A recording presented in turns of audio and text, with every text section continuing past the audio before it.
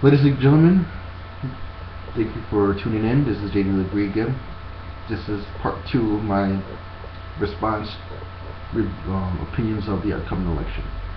So, I was just talking about how I feel that the 2-minute response format of debates are pointless because 2 minutes are nowhere near long enough time to expound upon what you need to do, why you need to do it, how you need to do it, and the impacts that it will have, both seen and potentially unforeseen.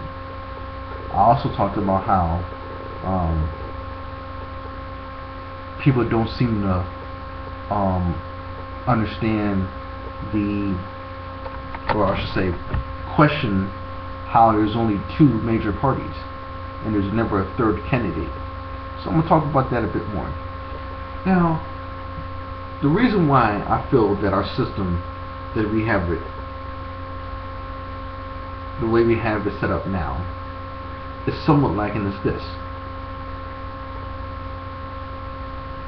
Whatever, despite the rhetoric that both the Democrats and Republicans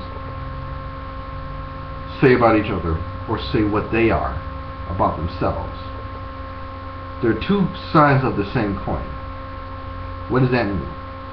That means A, they both have bases. B, those bases have certain ideologies. 3, in order to stay in favor with these parties, the members would have to conform to the overall mood of these parties.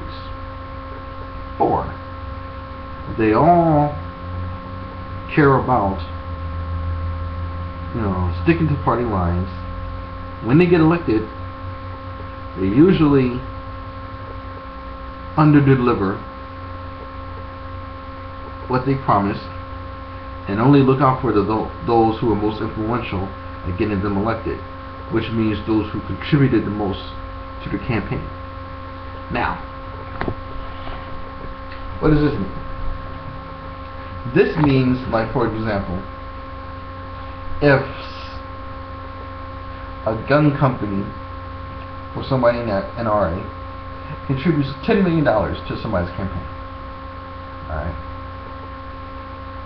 and this candidate, let's say it's for the presidency, and they get elected, and let's say something tragic happens with guns, like the Aurora shooting incident, or something even worse than that. Like, let's say over the course of a weekend, which sometimes does happen in real life, but let's say like over the course of one weekend, you have a city basically have a weekend of killings. Alright, you have a city with killings. You have somebody gets shot in a sports arena. You have a school shooting, and let's say somebody in politics gets shot, and let's say this happens all within a 48-hour period. Then you're going to hear calls about, okay, you know what, we need to start doing something about the gun situation here in America, because regardless of our Second Amendment right, something needs to be done to at least try to curtail the amount of gun violence. Because this candidate who got $10 million contributed to them by the NRA, they're going to be wary of doing something like that. Why? Because if they were to do something that goes against the interests of the contributor, you can best believe that when it comes time for re-election, they're not going to be there to contribute for them, which means they'll have a greater chance of losing, because contrary to what people believe, in order to run a campaign you need to have money, because you need to pay expenses for traveling, people working for you, you need money for the flyers and all that shit. Now, why would having somebody who's not affiliated with the Democrat or the Republican Party matter? Here's why it would matter. Let's say a contentious issue right now is healthcare. Alright? the Republican Party is basically doing a full assault against Obamacare. Right. Now, I will admit I do not know enough about Obamacare to have an opinion one way or the other about it, whether it's good or not. All I know is if the country that's directly north of us, which would be Canada, can have free universal health care, if other countries in the world can have free universal health care for its citizens, then how are we, supposedly the greatest nation in the world, why can't we find a way to give everybody free affordable health care? Even if it's not free, why can't it just be affordable? Why is that so difficult? Why do we have 40 to 50 million people uninsured? That makes no fucking sense. Our gross domestic or gross national product is like $15 trillion a year. So you mean to tell me a country that can generate $15 trillion worth of revenue, it can't afford to give every citizen within his own borders free health care? Now, someone who's an independent candidate would say that point of view, but like, you know something, we call ourselves the greatest nation in the world, and yet there are millions of Americans who are uninsured. Why? Because it's not affordable for them. Where we have other countries, like to the neighbor the neighbor to the north, Canada, has free affordable health care to all to all its citizens. Last time I checked, Canada is doing just fine, and any issues Canada has is not because of the fact that they're providing health care to its citizens for free. It's due to other things. So, if I were elected, I would make an executive decision that would make healthcare free for all. Now, there are those who would say that would lead to people who are hypochondriacs taking up time and resources or whatever. But the independent candidate would say this: what do you think is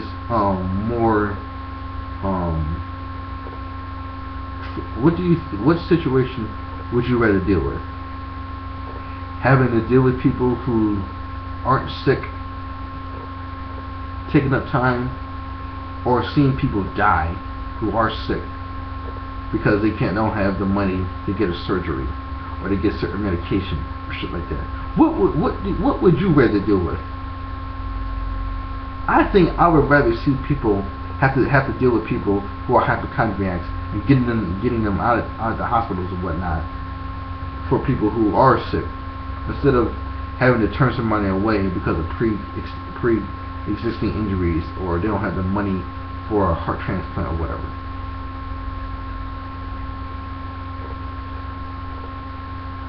And see, as an independent, you don't have a base to conform to. You just have what you feel is the right thing to do. Now, this would make it harder to become a serious candidate because you won't have as much money coming in. Well, who's to say, with the way Americans are feeling toward this American political system now, who's to say that some big time money earners like Oprah Winfrey or Donald Trump's faggot ass and others be like, you know something? Maybe it's time that we have a candidate that's not associated with a party. Maybe it's time for some fresh ideas. I'm gonna contribute $5 million to this campaign. Who's to say that won't happen?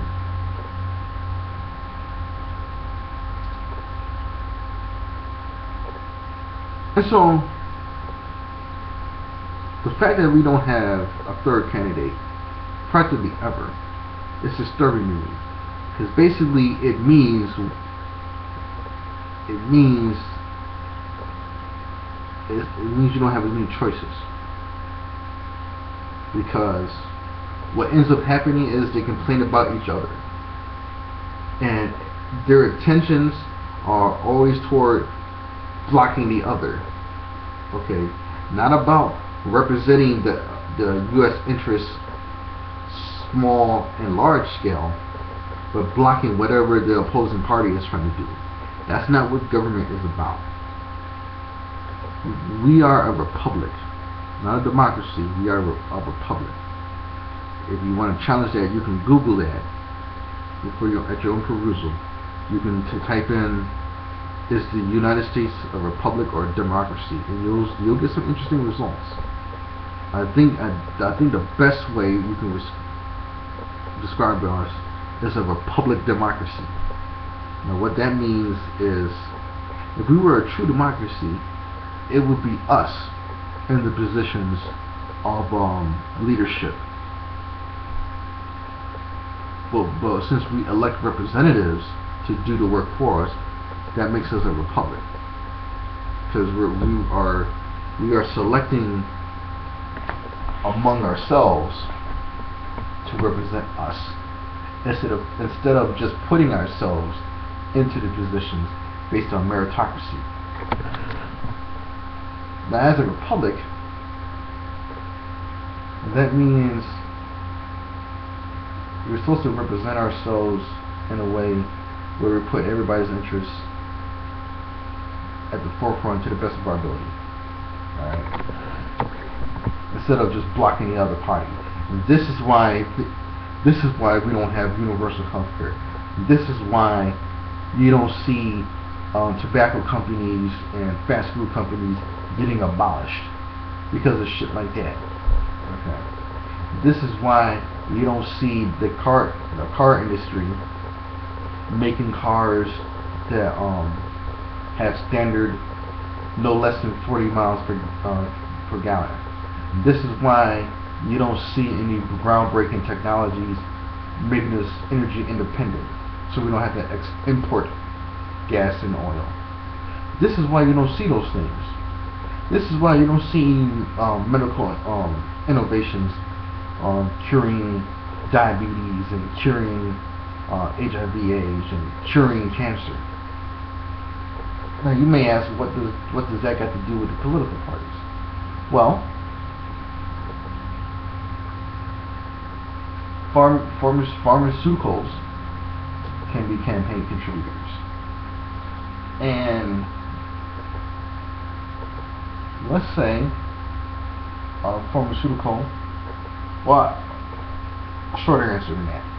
How many drugs have you seen in your lifetime get advertised and they had to get pulled off the market because it killed people? You've seen quite a few, right? And you probably wonder, how come these pharmaceutical companies aren't getting shut down? Isn't that the FDA's job to make sure that drugs that are on the market are safe? And yet, the fact that drugs keep going out there unsafe would mean that the Food and Drug Administration ain't doing its job. And if you don't do your job to the point where people are actually dying, you would think that some consequences would happen. And yet, that agency is still existing and still functioning, which makes one wonder, could it be that the Food and Drug Administration is bought off by the pharmaceuticals?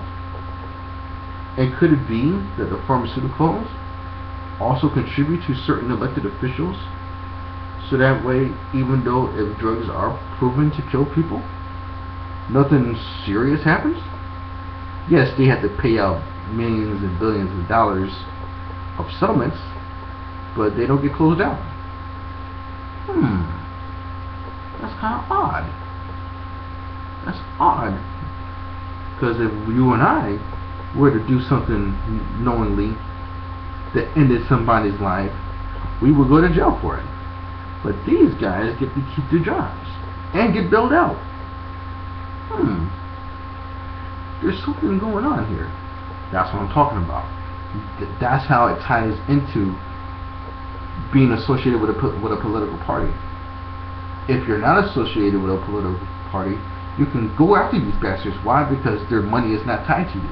You don't have to worry about, how am I going to finance a re-election if I piss off these people, because they're one of the main contributors. You don't have that obligation, so you can do what you want. Now, the question would be, where would that independent candidate get the money from?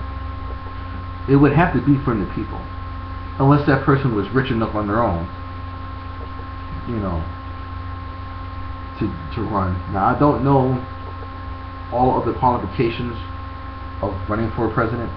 I know you have to be 35. I know you have to have been born in the United States.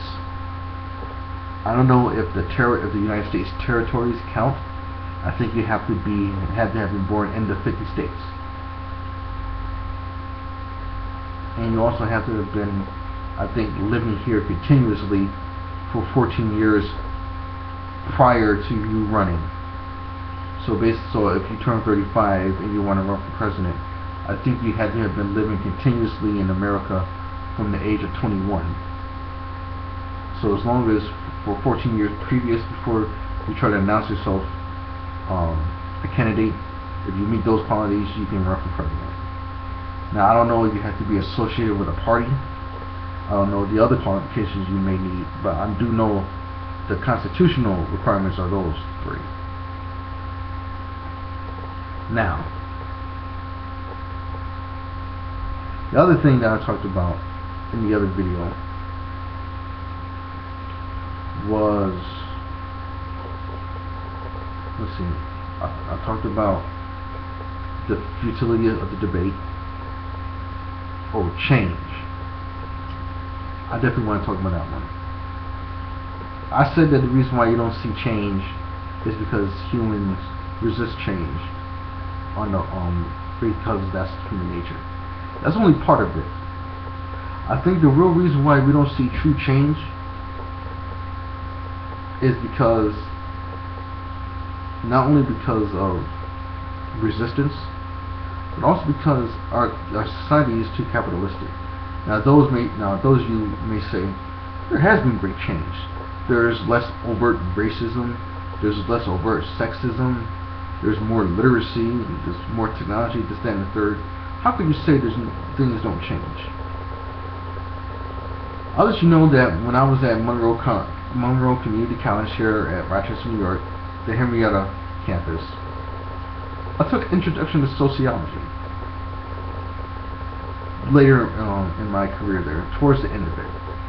Alright? And we got to the part where we were covering the modern times. You know, Industrial Revolution and forward. And we were focusing on American society. There's this one particular graphic that showed the income inequality over the last 7 decades.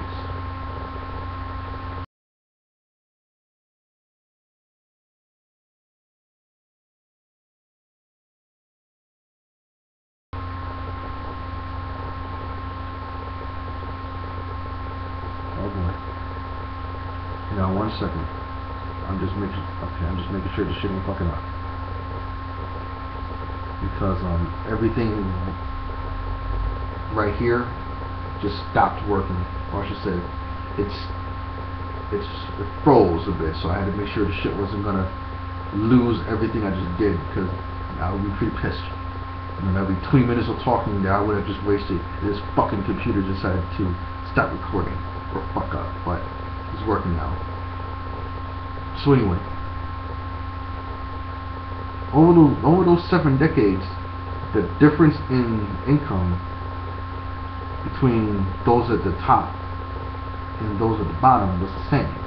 It's pretty much the same 20 to 15%, holding upwards to 80% of the wealth over the last 7 decades. So you tell me if that's changed. But I also point to JFK.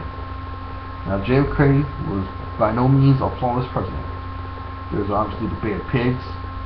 There's the fact that he was sleeping around, I think, with Marilyn Monroe. He wasn't an adulterer. But one thing he did point to, if you go on YouTube, you can search JFK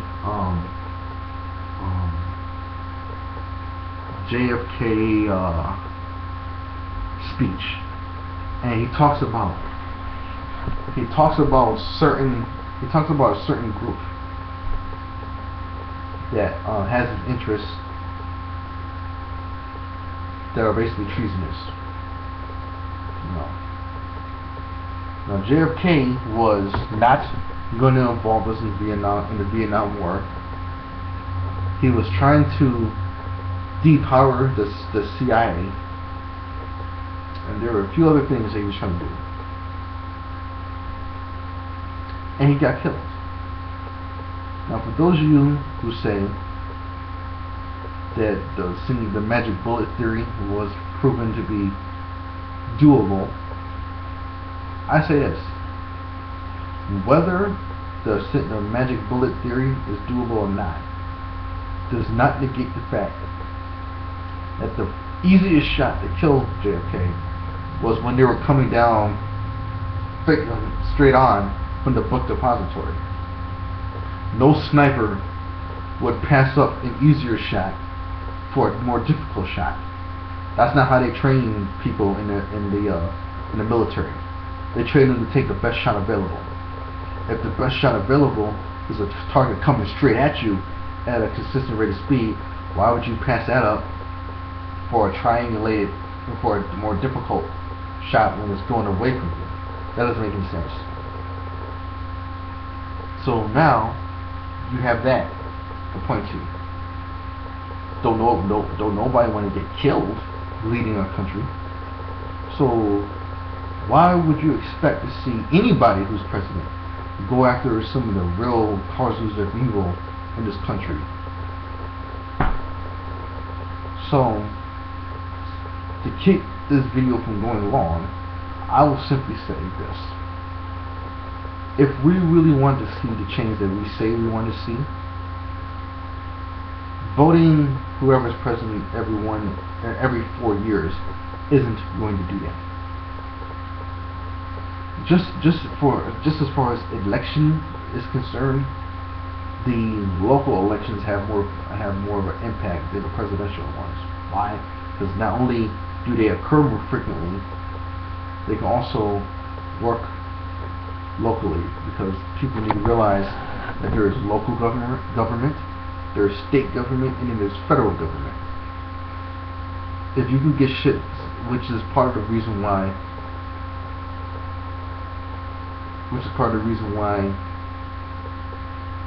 if Romney does not win the election, we could still be fucked anyway, because you get Republican governors, Republican senators, and whatnot in power, so that way they can invoke in their state what they want to evoke nationally. So that's where you first need to pay attention: your own local political system. Then, push comes to shove, it may be time for a revolution. When you see police officers still racially profiling and police brutality, when you still see food companies releasing food that cause cancer, the fact that you can go to a grocery store, and in the grocery store you see a Whole Foods section, and then you're like, well, if this is the Whole Foods section, then what the fuck is everything else here in the shop, in this store then? The fact that the politicians are refusing to give everybody access to health care, I think that should tell you all you need to know about the American political structure. Why would you block giving access to quality health care to everybody? This is supposed to be the land of the free and the home of the brave. That's what this is supposed to be. You know that we hold these truths to be self-evident, that all men are created equal. Well, if all men are created equal, then how the fuck do you justify 40 to 50 million Americans uncovered with health insurance? How do you justify legally selling tobacco and alcohol, but then demonize heroin and crack and the other shit? Drugs are drugs. You know? So, yeah, that's it for now. I need to do some cleaning up in my room and also some other shit. I need to get my throat rehydrated from what I was talking I've been doing. So, I want to hear your opinions about the American political structure. You know, you can either do a video response or, you know, you do type in the comment section.